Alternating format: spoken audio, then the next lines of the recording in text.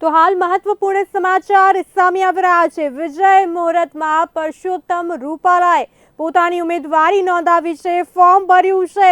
ક્ષત્રિયોના વિરોધ વચ્ચે પરસોત્તમ રૂપાલાએ ઉમેદવારી નોંધાવી છે। રૂપાલાએ રાજકોટથી ઉમેદવારી નોંધાવી છે। ફોર્મ ભરતા પહેલા તેઓએ જંગી સભાને સંબોધી હતી, રેલી કરી હતી, શક્તિ પ્રદર્શન કર્યું હતું, જેમાં પૂર્વ મુખ્યમંત્રી રૂપાણી સહિતના દિગ્ગજો હાજર રહ્યા હતા। મહત્વપૂર્ણ સમાચાર, પરસોત્તમ રૂપાલાએ ઉમેદવારી ફોર્મ ભર્યું છે। રાજકોટના બહુમાળી ચોક ખાતે જંગી સભા સંબોધી હતી અને કહ્યું કે ભાજપ જે વાયદાઓ કરે છે તે પૂરા કરે છે। ક્ષત્રિય સમાજના સાથ સહકારની પણ મને જરૂર છે। રૂપાલાએ બહુમાળી ચોક ખાતે જંગી સભાને સંબોધી હતી। આ રેલી દરમિયાન તેમના સમર્થકોમાં હજારો કાર્યકરો પણ ઉમટી પડ્યા હતા, જેમાં પરસોત્તમ રૂપાલાની સાથે પૂર્વ મુખ્યમંત્રી હતા, કર્ણાટકના પૂર્વ રાજ્યપાલ પણ હતા, સહિતના પદાધિકારીઓ પણ હતા અને હવે વિજય મુહૂર્તમાં તેઓએ ચૂંટણી ફોર્મ ભર્યું છે। રૂપાલાએ જંગી સભા સંબોધી હતી, ત્યારબાદ હવે તેઓએ ઉમેદવારી ફોર્મ ભરી લીધું છે અને કહ્યું છે કે ભાજપ જે વાયદાઓ કરે છે તે પૂરા કરે છે અને ક્ષત્રિય સમાજના સાથ સહકારની પણ મને જરૂર છે।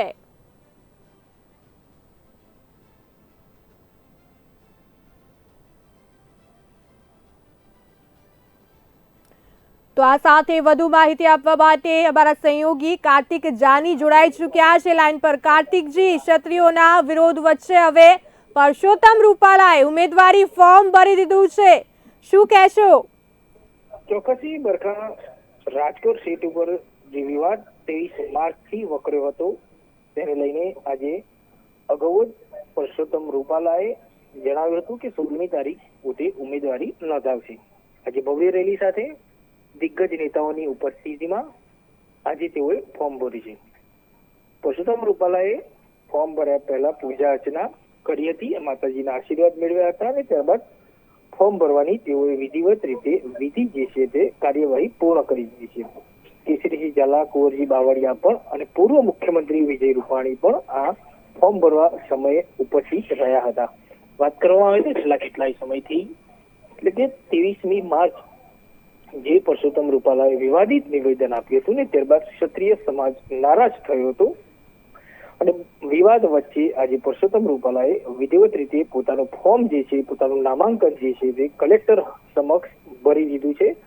વાત જો કરવામાં આવે તો ગઈકાલે જ રાત્રે લગભગ 12:30ની આસપાસ એટલે કે 2 થી 2.5 કલાક જેટલી બેઠક ક્ષત્રિય સમાજના આગેવાનો અને મુખ્યમંત્રી ભૂપેન્દ્ર પટેલની અધ્યક્ષતાને સંકલન સમિતિ સાથે બેઠક મળી હતી। ક્ષત્રિયોની સંકલન સમિતિ સાથે બેઠક મળી હતી, જેની અંદર લગભગ 2 થી 2.5 કલાક આ બેઠક ચાલી હતી। બેઠકમાં સ્પષ્ટપણે જે ક્ષત્રિય સમાજ છે તેઓએ જણાવ્યું હતું કે કોઈ પણ સંજોગે રૂપાલાની જે રાજકોટ ટિકિટ છે તે રદ કરવામાં આવે। ગઈકાલે બેઠક શરૂ થઈ ત્યારે ચોક્કસથી એવું લાગતું હતું કે કોઈ ચોક્કસ નિરાકરણ જે છે તે આવી શકે છે, કોઈ વચગાળાનો રસ્તો પણ નીકળી શકે છે, પરંતુ આ બેઠકમાં ક્ષત્રિય સમાજના જે આગેવાનો હતા તેઓએ સ્પષ્ટ જણાવ્યું હતું કે પરસોત્તમ રૂપાલાની જે રાજકોટ સીટ ઉપરની ટિકિટ છે તે રદ કરવામાં આવે, પરંતુ જે મુખ્યમંત્રી ભૂપેન્દ્ર પટેલ, પ્રદેશ પ્રમુખ સી આર પાટીલ અને રાજ્ય ગૃહમંત્રી હર્ષ સંઘવીની ઉપસ્થિતિમાં આ બેઠક જે છે તે મળી હતી। બેઠકના અંતે ખાસ જે છે ચર્ચા કરવામાં આવી હતી। ત્યારબાદ સરકાર તરફથી જણાવવામાં આવ્યું હતું કે તમારી જે માંગણી છે તે કેન્દ્રીય સમક્ષ રજૂઆત કરવામાં આવશે ને ત્યારબાદ જે છે તે નિર્ણય લેવામાં આવશે। પરંતુ અત્યારે હાલ આ બધાની વચ્ચે 2 થી 2.5 કલાક બેઠક પૂર્ણ થયા બાદ અને આજે સવારે રૂપાલાએ શક્તિ પ્રદર્શન સાથે પોતે ફોર્મ જે છે તે રાજકોટ સીટ ઉપરથી ભરી દીધું છે, પોતાનું નામાંકન જે છે તે કરી દીધું છે।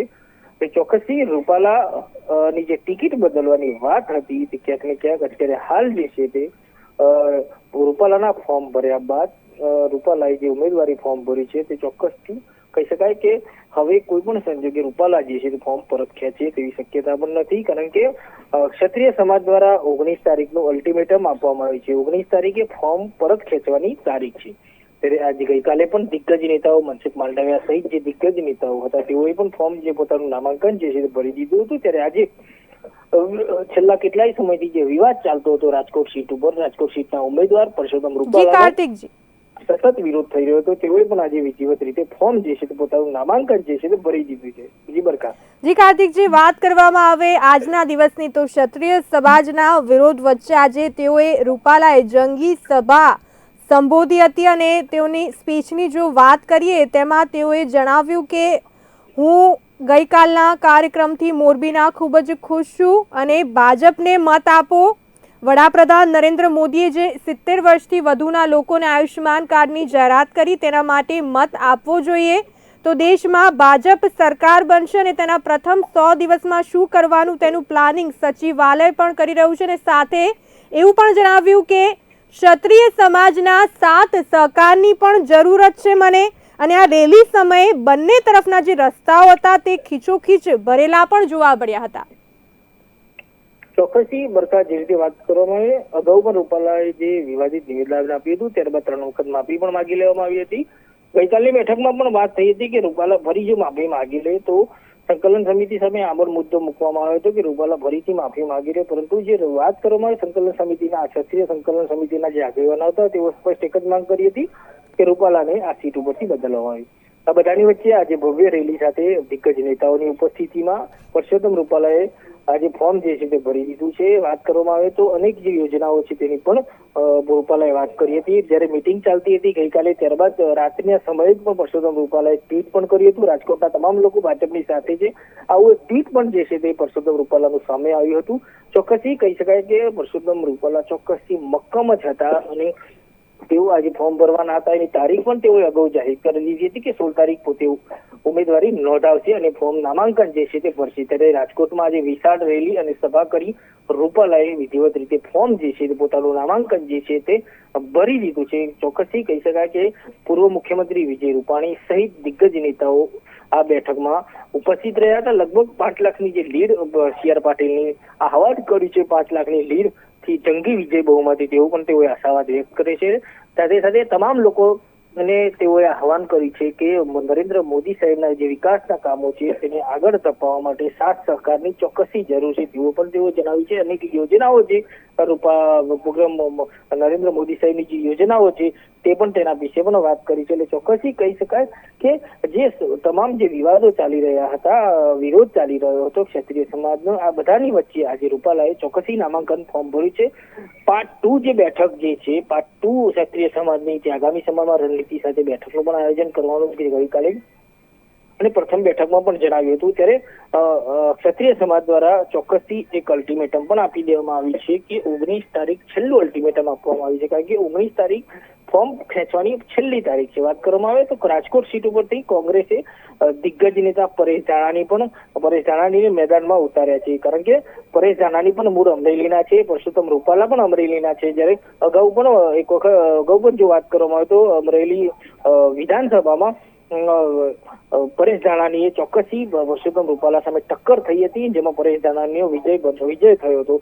તે અનુસંધાને જ સમીકરણોને ધ્યાનમાં રાખી કોંગ્રેસે દિગ્ગજ નેતા જે છે પરેશ ધાનાણીને મેદાને ઉતાર્યા છે. કારણ કે રાજકોટના મત બેંકની જો સમીકરણની વાત કરવામાં આવે તો 20 લાખનું વોટ બેન્કિંગ છે, જેની અંદર ક્ષત્રિય સમાજના 8% આસપાસ મતદાન છે, જ્યારે પાટીદાર સમાજના 25% વોટ છે, જેની અંદર લેઉવા પટેલ, કડવા પટેલ સમગ્ર જો વાત કરવામાં આવે તો 25% જેટલું મતદારો છે જે પાટીદાર સમાજના છે, બ્રાહ્મણ સમાજના 7% છે, દલિત સમાજના પણ છે. આમ અન્ય સમાજોની વાત કરવામાં આવે તો લગભગ 20 લાખનું વોટિંગ જે છે તે રાજકોટ સીટ ઉપર મતદારોનો આંકડો જે છે તે સામે આવ્યો છે. 10 લાખ સમથિંગ પુરુષો છે, 10 લાખ સમથિંગ સ્ત્રીઓ છે, અન્ય 35 છે. આમ કરી 20 લાખ જેટલો આંકડો જે છે તે ચોક્કસથી રાજકોટ સીટ ઉપર છે, જેની અંદર 5 લાખથી વધુની લીડ જે CR પાટીલ દ્વારા આહવાન કરવામાં આવ્યું છે તેના અનુસંધાને પરસોત્તમ રૂપાલાએ સ્પષ્ટ જણાવ્યું હતું કે નરેન્દ્ર મોદીની જે યોજનાઓ છે, નરેન્દ્ર મોદીનો જે વિકાસ છે તેના વિકાસને વધુ વેગ આપવા માટે રાજકોટના સાથ સહકારની અને તમામ 18 વર્ણના લોકોની સાથ સહકારની ચોક્કસપણે જરૂર છે તેવું પણ વાત કરી હતી. પરંતુ આ બધાની વચ્ચે છેલ્લા કેટલાય સમયથી 23 માર્ચની આસપાસથી ચોક્કસથી આ વિવાદ ચાલી રહ્યો છે. આ વિવાદની અંતે ગઈકાલે બેઠક પણ મળી હતી. બેઠક બાદ ચોક્કસથી એવું લાગતું હતું કે ક્યાંક ને ક્યાંક કોઈક નિર્ણય આવી શકે છે. 2 થી 2.5 કલાક આ બેઠક ચાલી હતી. ત્યારે મોડી રાત્રે લગભગ આ બેઠક મળી હતી. લગભગ 12 સવા 12 આ બેઠક શરૂ થઈ હતી અને ત્યારબાદ 2:30 વાગ્યાની આસપાસ આ બેઠક પૂર્ણ થઈ હતી. બેઠકમાં ક્ષત્રિય સમાજના આગેવાનો પોતાની માંગ ઉપર અડગ રહ્યા હતા અને એક જ માંગ કરી હતી કે રાજકોટ સીટ ઉપરથી રૂપાલાને હટાવવામાં આવે.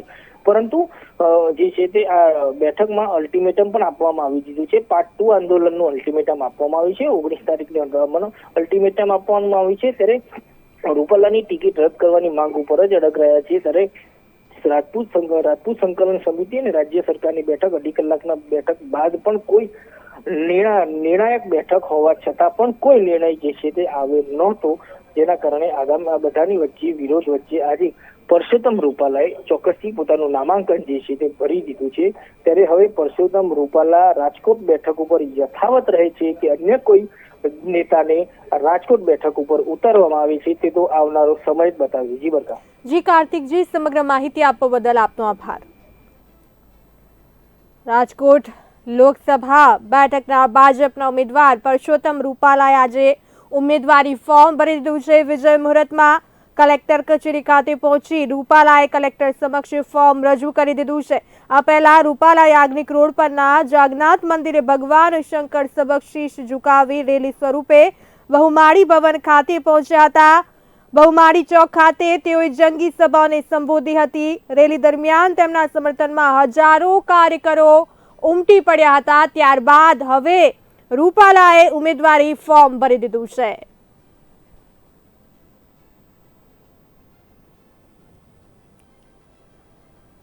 રાજકોટ લોકસભા બેઠકના ભાજપના ઉમેદવાર પરસોત્તમ રૂપાલાએ આજે ઉમેદવારી ફોર્મ ભર્યું છે.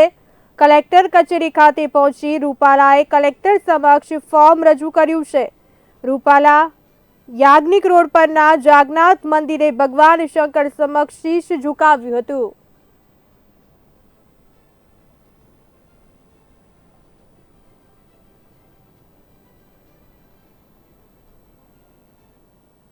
તો હાલ સમાચારમાં બસ આટલું જ. વધુ સમાચાર માટે જોતા રહો બુલેટિન ઇન્ડિયા, ભરોસો ગુજરાતનો.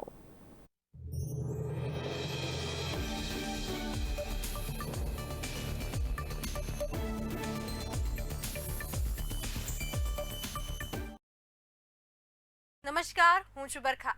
બુલેટિન વિશેષમાં સ્વાગત છે આપનું. તો અમદાવાદ